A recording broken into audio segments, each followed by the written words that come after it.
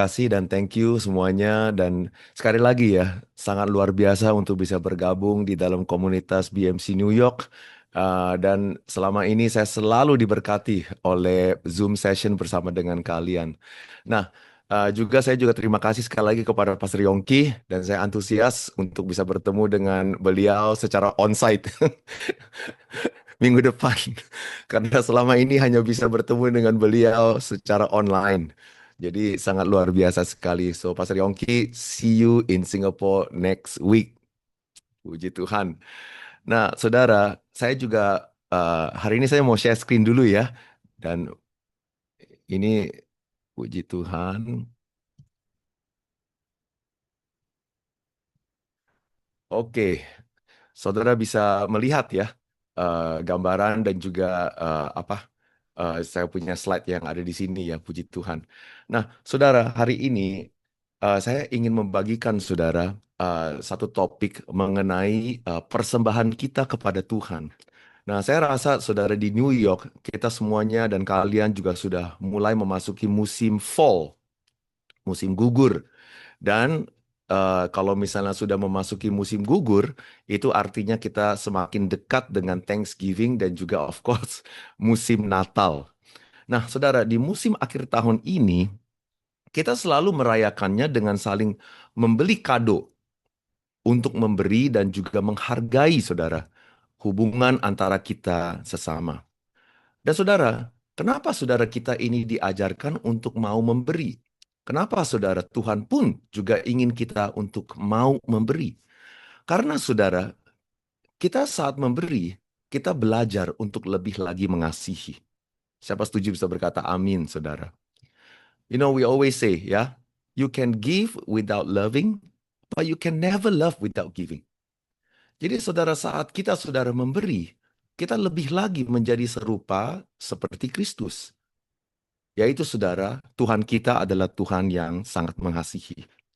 Dan saudara, di dalam firman pun juga, saudara, persembahan kita, pemberian kita dalam bentuk persembahan adalah salah satu kedisiplinan rohani yang Tuhan terapkan untuk gerejanya. Kenapa? Supaya saudara, lewat aktivitas ini, iman kita itu lebih lagi dimurnikan. Iman kita juga lebih bertumbuh dan juga bisa lebih dewasa. Nah, saudara, Tuhan ingin kita untuk memberi, bukan karena saudara dia ini kekurangan uang ya saudara ya. Dan juga bukan karena dia itu memerlukan manusia untuk menafkahi kehidupan dia. Saudara, dia ini sudah memiliki segalanya. Tetapi kenapa dia tetap ingin kita sebagai umatnya untuk mau memberi kepada dia? Nah, saudara, ini yang kita ingin pelajari hari ini, saudara. Dan saudara, saya ingin memulai di Efesus pasal 4 ayat 13. Dan saya ingin saudara semuanya baca sama-sama. Walaupun saya tidak bisa mendengarkannya, tetapi kita sama-sama baca ayat ini, oke? Efesus 4 ayat 13, Alkitab berkata, 1, 2, 3. Sampai kita semua telah mencapai kesatuan iman dan pengetahuan yang benar tentang anak Allah, yaitu adalah kedewasaan penuh. Jadi saudara, kedewasaan penuh, spiritual maturity, artinya adalah pengertian yang penuh mengenai anak Allah. Pengertian yang penuh dan benar mengenai anak Allah. Dan saudara, bentuk daripada kedewasaan penuh adalah apa? Tingkat pertumbuhan yang sesuai dengan kepenuhan Kristus.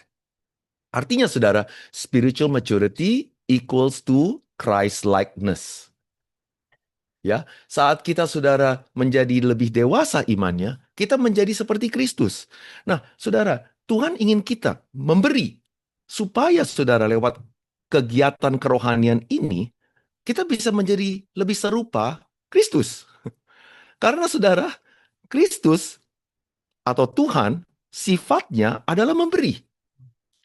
Dia ingin umatnya menjadi serupa seperti dia untuk juga mau dan suka memberi. Nah, hari ini saudara, lewat peristiwa Abraham di Kejadian pasal 22, di mana saudara dia diminta oleh Tuhan untuk mempersembahkan Ishak kepadanya, kita ingin belajar, right, bahwa justru dari sini Tuhan sebenarnya dari awal itu ingin memperkenalkan dirinya kepada kita sebagai sosok Tuhan yang mau lebih memberi kepada umatnya daripada ingin mengambil daripada umatnya. Nah, saudara, ini saudara kejadiannya di Kejadian pasal 21 ayat 1 sampai ayat kedua. Ya. Nah, saudara, kita baca ayat ini ya. Alkitab berkata, setelah semuanya itu, Allah mencoba Abraham. Ia berfirman kepadanya, Abraham. Lalu sahutnya, ya Tuhan, firman-Nya, ambillah anakmu yang tunggal itu, yang engkau kasihi, yakni Ishak. Pergilah ke tanah Moria, dan persembahkanlah dia di sana sebagai korban bakaran pada salah satu gunung yang akan kukatakan kepadamu. Saudara, kita semua sudah kenal ya kejadian ini ya di Kejadian pasal 22. Nah, banyak saudara yang membaca peristiwa ini oleh karena kurang pahamnya mendapati kesimpulan yang keliru mengenai sifatnya Allah dan juga iman kita sebagai orang Kristen. Saudara, banyak yang bilang, kok Tuhan seakan bertindak seolah-olah kejam dan tidak memiliki perasaan untuk meminta korban manusia dari Abraham.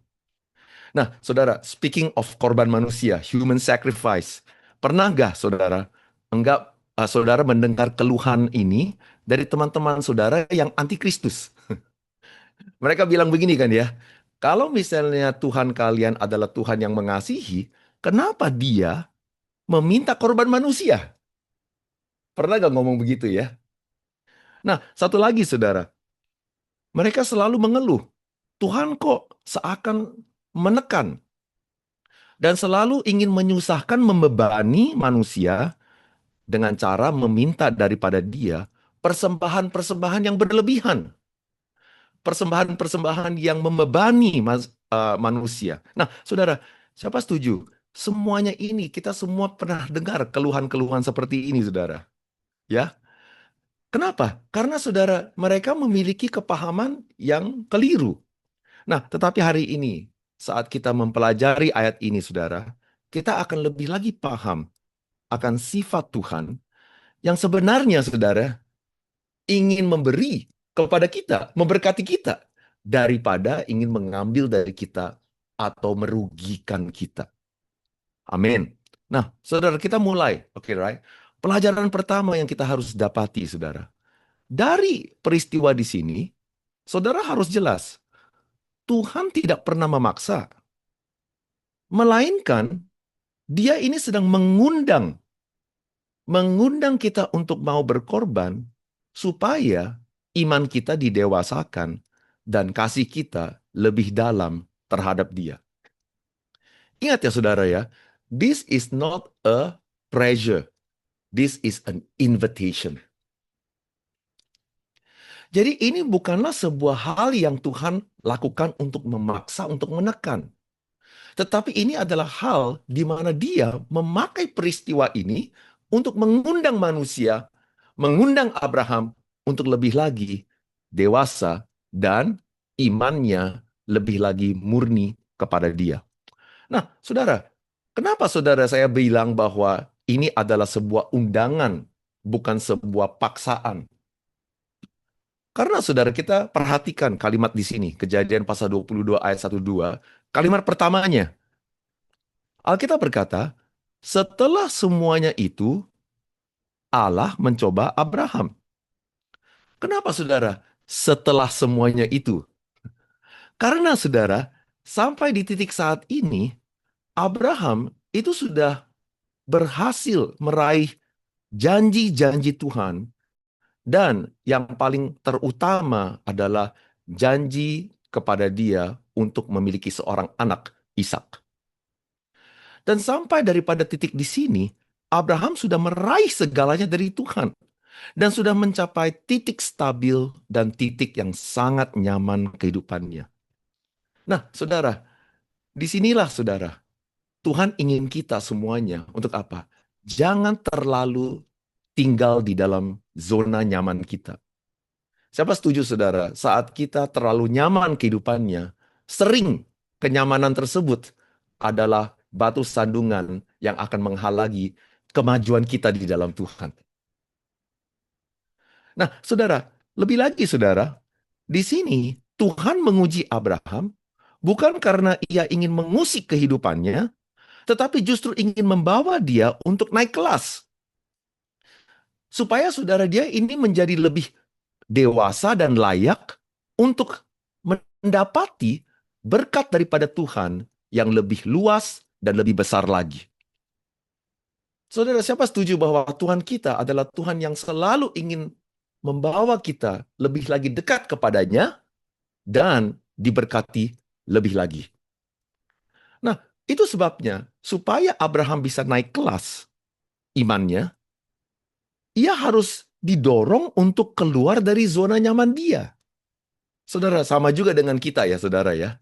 Setiap kali saudara kita sudah nyaman, kadang saudara itu adalah sebuah panggilan atau sebuah undangan dari Tuhan untuk apa? Keluar dari zona nyaman kita untuk mendapati hal yang lebih dahsyat lagi dari Tuhan. Itu saudara, satu pelajaran. Setiap kesempatan untuk berkorban bagi Tuhan adalah sebuah undangan untuk mendewasakan iman kita. Nah, disinilah saudara, Abraham sedang diuji imannya supaya imannya didewasakan. Karena Tuhan telah sediakan bagi dia berkat yang lebih besar daripada hanya berkat di mana dia meraih seorang anak saja. Saudara, di dalam satu buku tafsiran, saudara, buku ini menyebut bahwa kejadian pasal 22 di sini adalah momen transisi di mana God was bringing him from a life of getting for himself into a life of receiving from God. Wow. Saudara dan siapa setuju? Apa yang Tuhan sediakan bagi kita selalu lebih memuaskan dan lebih indah daripada ambisi-ambisi kita. Hal-hal yang kita ingin raih di dalam kehidupan kita. Amin, saudara. Tetapi apakah iman kita siap atau tidak untuk menerima dari Tuhan? Kadang, saudara, jikalau iman kita tidak dewasa, apa yang Tuhan ingin berikan, kita tolak. Karena kita tidak bisa melihat manfaatnya bagi kita.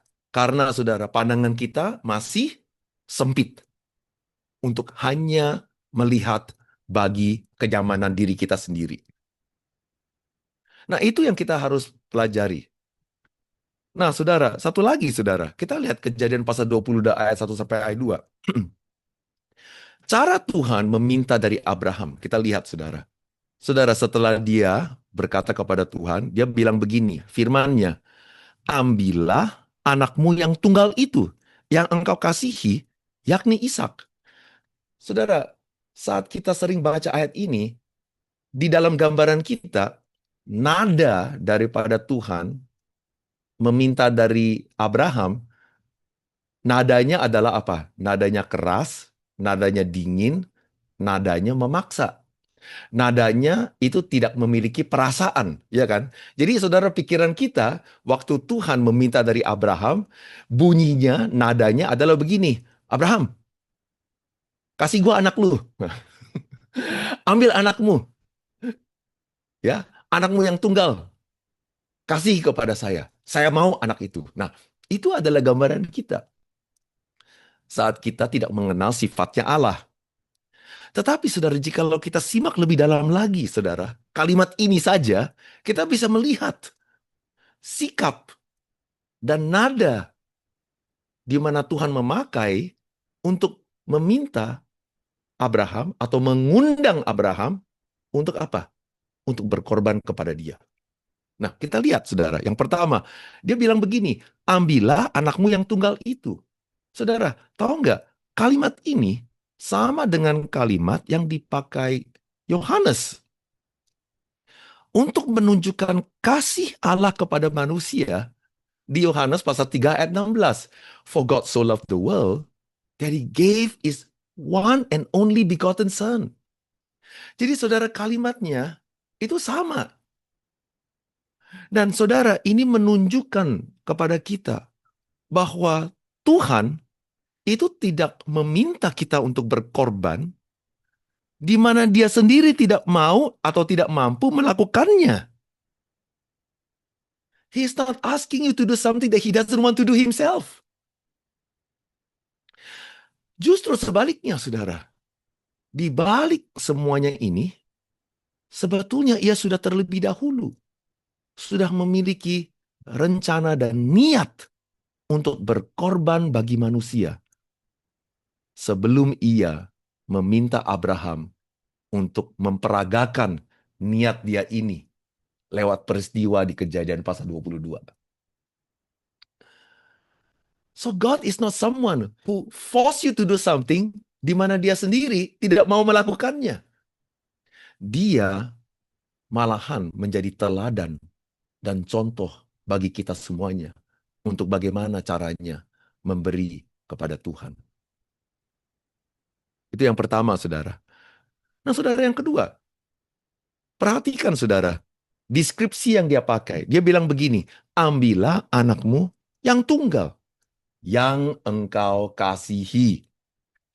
Artinya, saudara, saat dia memakai dua deskripsi ini kepada Abraham, ia sedang mengakui bahwa apa yang ia minta bukanlah hal yang sembarangan atau yang gampang.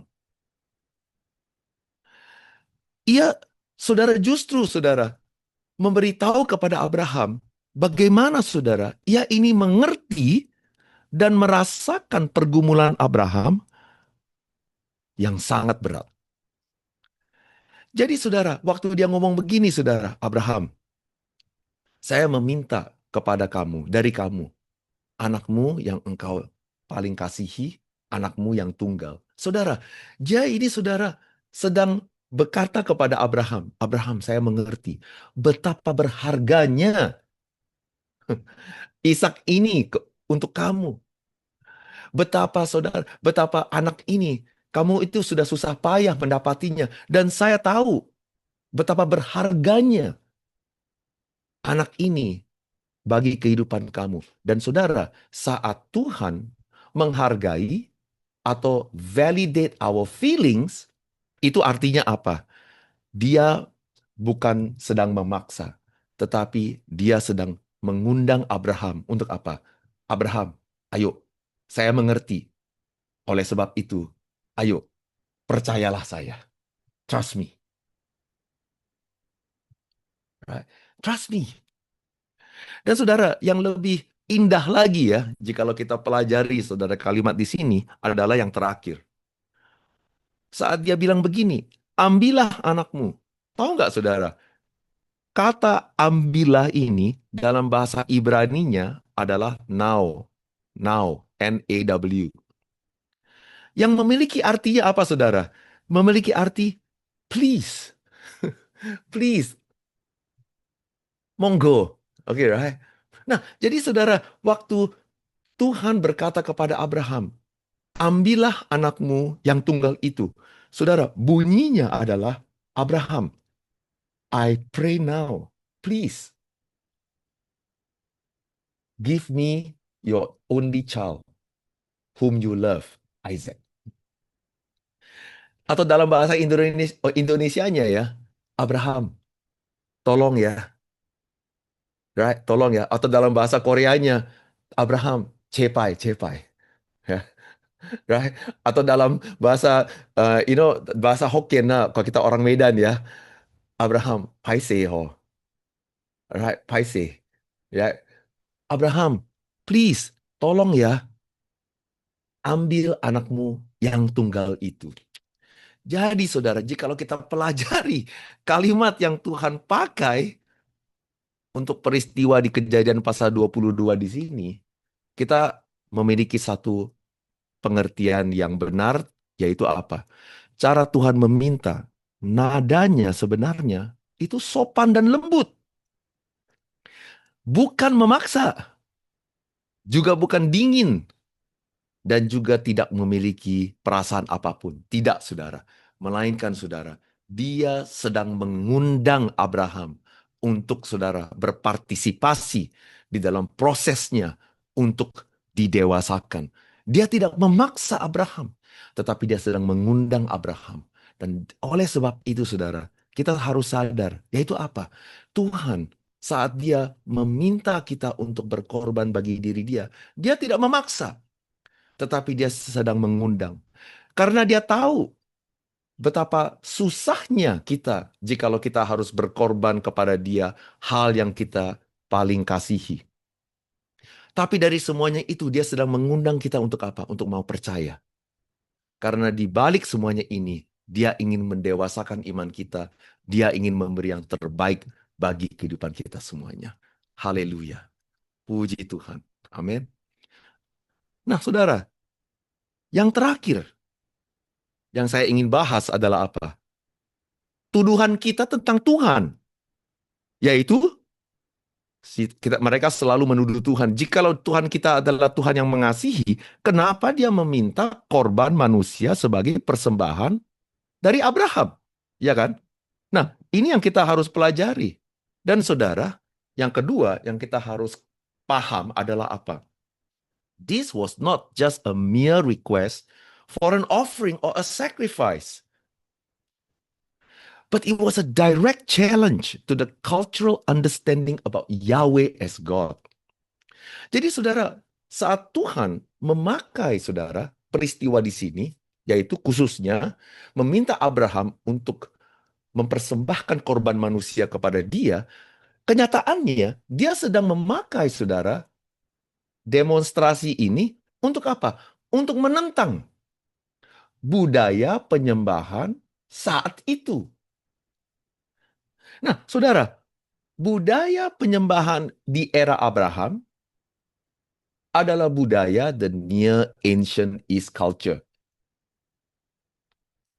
Dan saudara tahu nggak, budaya penyembahan di the Near Ancient East culture itu sifatnya selalu transaksional.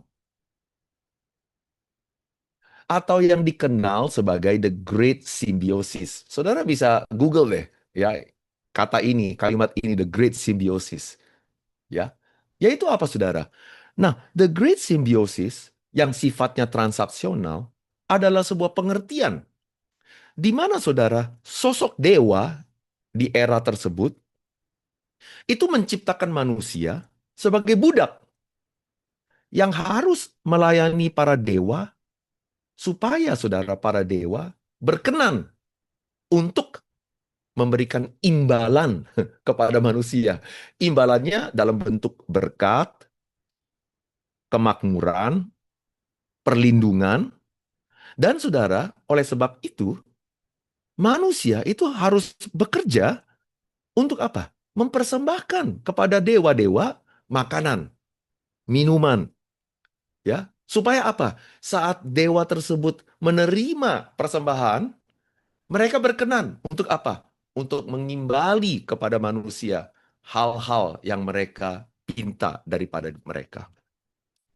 Nah, saudara, persembahan ini, makanan, minuman, hal-hal yang lain, kadang untuk hal-hal yang sangat besar dan yang sangat penting bagi manusia, mereka memiliki satu pikiran bahwa dewa ini, jikalau mereka harus puas, mereka meminta korban manusia untuk imbalan besar tersebut. Jadi saudara, the great symbiosis atau yang dikenal sebagai budaya penyembahan yang sifatnya transaksional, kadang itu mereka memiliki pengertian bahwa dewa yang khusus, yang sangat dahsyat, yang sangat sakti, itu memerlukan persembahan yang sangat khusus. Dan bagi mereka, persembahan yang paling spesial, yang paling khusus adalah apa? Korban manusia. Nah, saudara, di sini saudara kita bisa melihat salah satu contoh, yaitu terdapat di Imamat pasal 18:21, Leviticus. Ada satu dewa yang disebut Dewa Molek, atau yang dikenal sebagai Baal. Sering saudara dipersembahkan korban manusia untuk mendapati imbalan besar daripada dia. Tetapi saudara, disinilah Tuhan meminta kepada Abraham persembahan korban manusia. Dan saudara, pada saat Abraham right? Dengar bahwa Yahweh meminta daripada dia korban manusia. Saudara perhatikan nggak waktu baca ayat ini? Abraham nggak kaget. Abraham tidak tidak tanya-tanya kepada Tuhan. Kenapa? Karena di budaya the Near Ancient East pada saat itu, hal seperti ini sudah lumayan biasa. Terutama kepada dewa-dewa yang sangat sakti, permintaannya itu sangat besar dan berlebihan, kadang dalam bentuk korban manusia. Oleh sebab itu, waktu Abraham mendengar perintah ini dari Yahweh, dia tahu bahwa Yahweh adalah Tuhan yang sangat besar. Tetapi pada saat dia meminta korban manusia, Abraham tidak kaget. Karena kenapa? Di era budaya saat itu, budaya penyembahan yang meminta korban manusia itu sudah ada dan sudah biasa. Tetapi saudara, disinilah Tuhan sungguh luar biasa. Karena saudara, pada saat Abraham berpikir bahwa Yahweh adalah Tuhan yang sama seperti dewa-dewa lainnya, yang tidak ada bedanya, di saat Abraham berpikir demikian, tiba-tiba pada saat dia ingin menusuk pisaunya kepada Ishak, Tuhan menghentikan tindakannya. Dan di luar dugaannya, justru menyediakan kepada Abraham seekor domba sebagai penggantinya. Saudara, disinilah saudara, Abraham tercengang dan terkagum-kagum. Karena saudara, disinilah perbedaan yang sangat-sangat dalam antara Yahweh dengan dewa-dewa lainnya. Di mana dewa-dewa lainnya memerlukan persembahan untuk mendapatkan imbalan. Yahweh yang hanya dia minta dari kita adalah apa? Ketaatan. Tetapi saudara, bukan untuk mengambil dari kita, tetapi justru ingin menyediakan kepada kita segala kebutuhan yang kita perlukan di dalam kehidupan kita. Wow, haleluya. What a great God we serve. Puji Tuhan. Di sini saudara, ya, Yahweh sedang memperagakan dirinya sebagai sosok yang lain daripada dewa-dewa di budaya era tersebut. Malahan sebaliknya, he initiated and offer a self-initiated relationship of grace to bless mankind. Saudara, di sini dengan memakai budaya penyembahan setempat untuk memperagakan sifatnya yang jauh beda dengan dewa lain, Yahweh wants to show Abraham and people of that time his giving nature, not his taking nature. Tetapi dengan cara apa? Dengan cara di mana budaya tersebut bisa relate dan bisa mengerti. Supaya pada saat orang membaca kitab ini, mereka di era tersebut saat membacanya, mereka bisa relate, mereka bisa mengerti, dan mereka bisa membedakan. Dan perbedaan ini menjadi lebih bermakna dan lebih kena kepada orang-orang tersebut di era tersebut. Karena kenapa? Mereka sangat bisa relate terhadap budaya penyembahan masa tersebut. Jadi he wants to show Abraham and people of that time of his giving manner, of his giving nature. Saudara, this is a key shift. Ini adalah perbedaan yang sangat penting untuk konsep kita mengenai persembahan. Kenapa, saudara? Karena Tuhan kita yang kita sembah tidak memerlukan apapun dari kita sebenarnya. Tetapi saat dia ingin kita memberi, yang dia ingin lakukan, niat dia bukan untuk mengambil, bukan untuk menyusahkan, tetapi niat dia justru untuk apa? Untuk memberkati, untuk mendewasakan iman kita, untuk melayakkan kita supaya kita bisa siap menerima lebih lagi daripada dia. Oh, siapa setuju bisa berkata amin.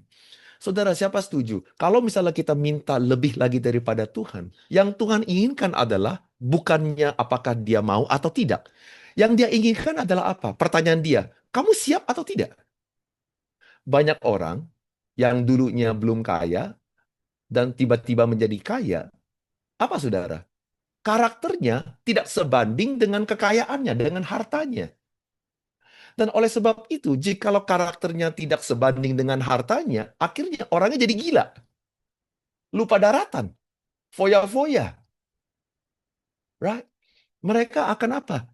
Tidak bisa mengelola harta yang Tuhan berikan kepada dia oleh karena karakternya, imannya belum siap untuk menerima jumlah tersebut.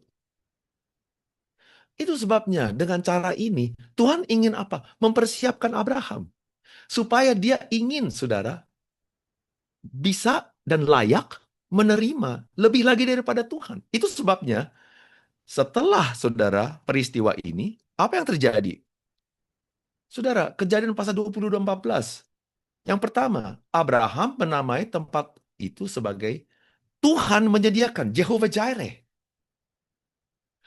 Artinya saudara, Tuhan di tempat ini, pada saat saya berkorban dan memberi dan mempersembahkan kepada dia, malahan justru dia menyediakan bagi saya segala hal yang saya perlukan. Wow,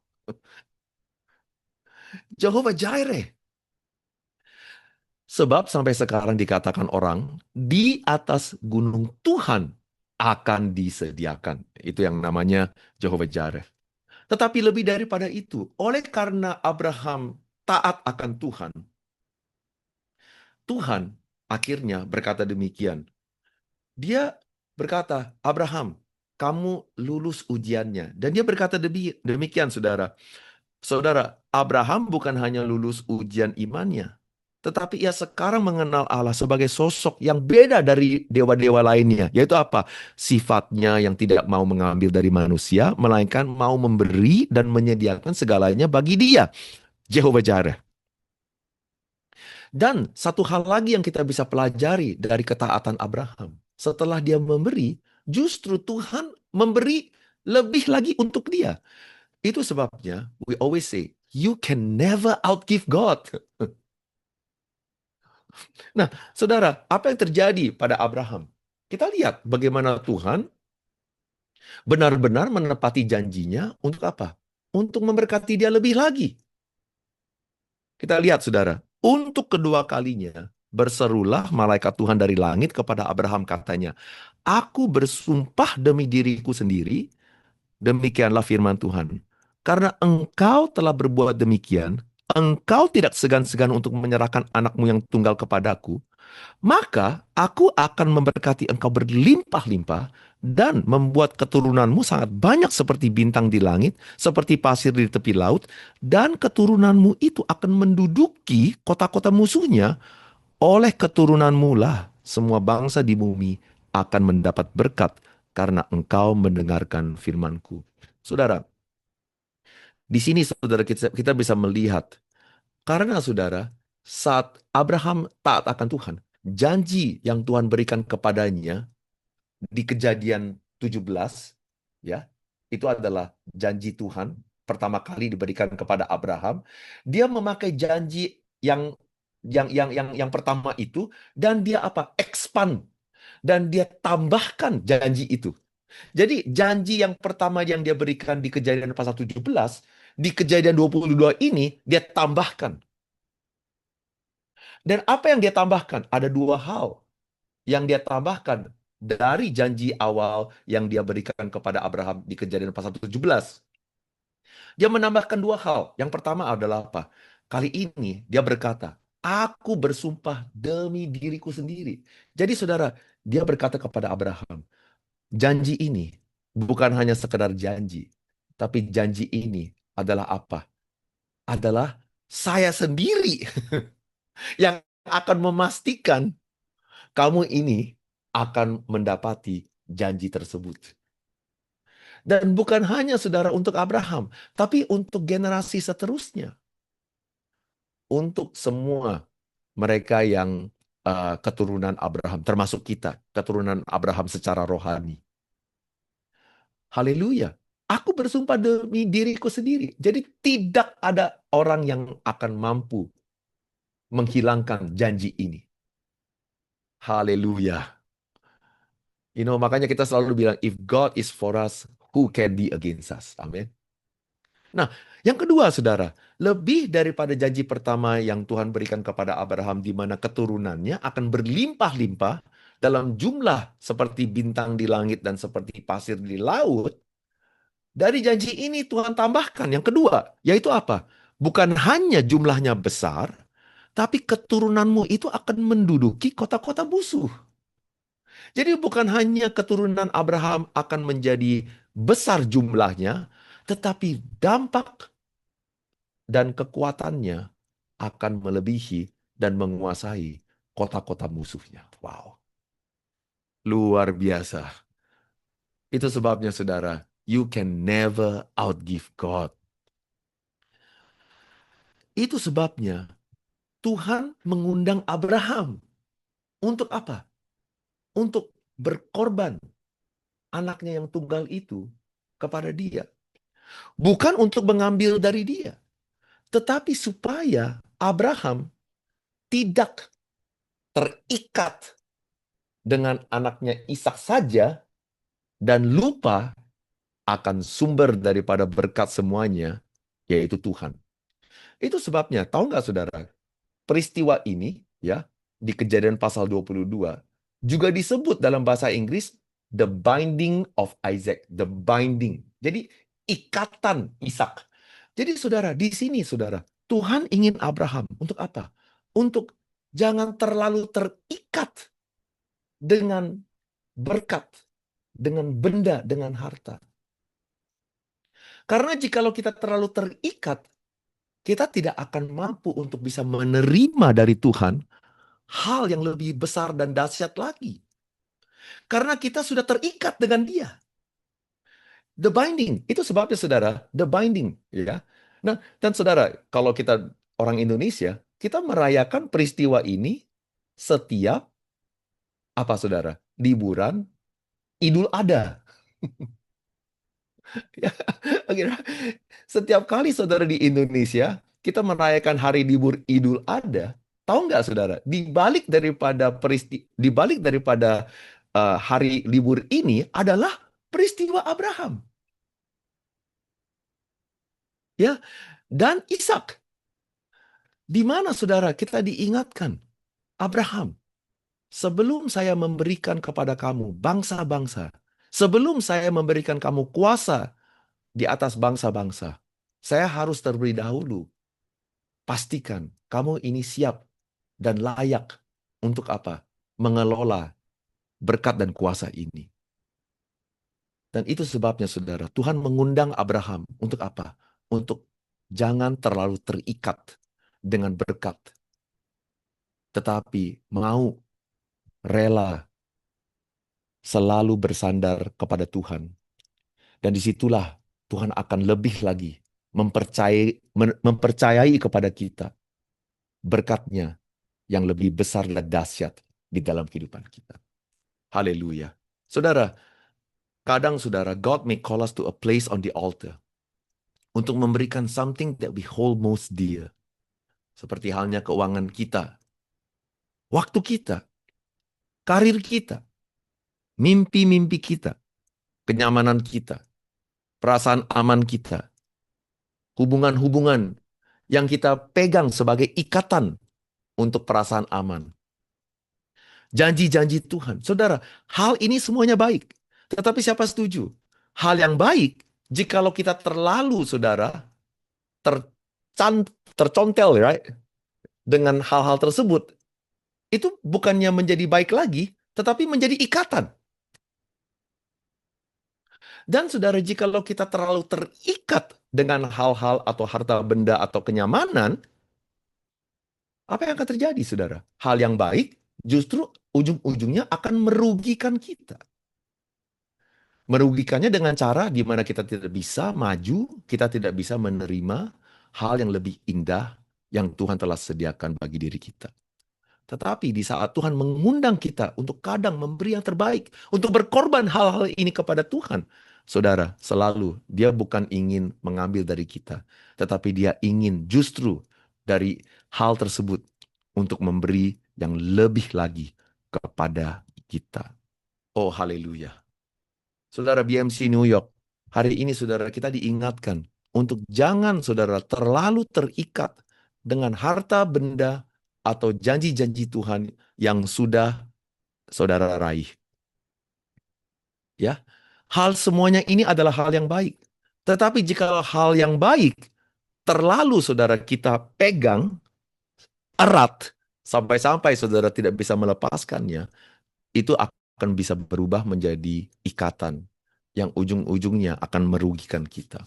Tetapi di saat kita diundang oleh Tuhan, Tuhan sedang mempersiapkan diri kita untuk bisa menerima hal yang lebih indah, hal yang lebih besar, hal yang lebih dahsyat lagi. BMC New York, mari kita terus memiliki hati untuk mau berkorban bagi Tuhan, untuk mau memberi yang terbaik kepada Tuhan. Amin. Karena saudara, disitulah kita akan mendapatkan kebebasan sejati. Dan kita akan mendapatkan berkat anugerah yang lebih indah yang Tuhan selalu sediakan bagi diri kita semuanya. Jadi dengan ini biarlah firman Tuhan bukan hanya saudara sekedar menggelitik telinga kita, tetapi memberikan kita kebenaran, kepahaman yang benar mengenai sifat Tuhan yang ingin memberi daripada ingin mengambil, dan dari situ kerohanian kita akan lebih lagi dewasa. God bless you, dan sebelum saya doa, saya akan kembalikan momen ini kepada para hostnya. God bless you, dan mari kita beri kemuliaan terbaik bagi Tuhan Yesus. Amin. Amin. Silakan. Amin. Puji nama Tuhan. Wow, terima kasih banyak, Pastor Aris. Saya secara pribadi bersama suami sangat diberkati dengan luar biasa. Pemahaman yang sangat baru, saudara ya, tentang kebenaran firman Tuhan. Memang firman Tuhan itu selalu luar biasa. Kalau kita mau lebih dan lebih lagi. Kami, berapa banyak saudara yang diberkati, boleh kasih love-nya buat Pastor Aris. Yes. Puji nama Tuhan. Sebelum kita mengakhiri ibadah hari ini, kami minta dengan hormat Pastor Aris untuk berdoa penutup sekaligus doa berkat. Terima kasih. Amin. Mari kita sama-sama berdoa. Terima kasih Tuhan. Tuhan, pagi hari ini Tuhan, kami berdoa. Dan kami serahkan kehidupan kami Tuhan di atas altar-Mu. Tuhan, di mana Roh Kudus Engkau akan berfirman kepada kami.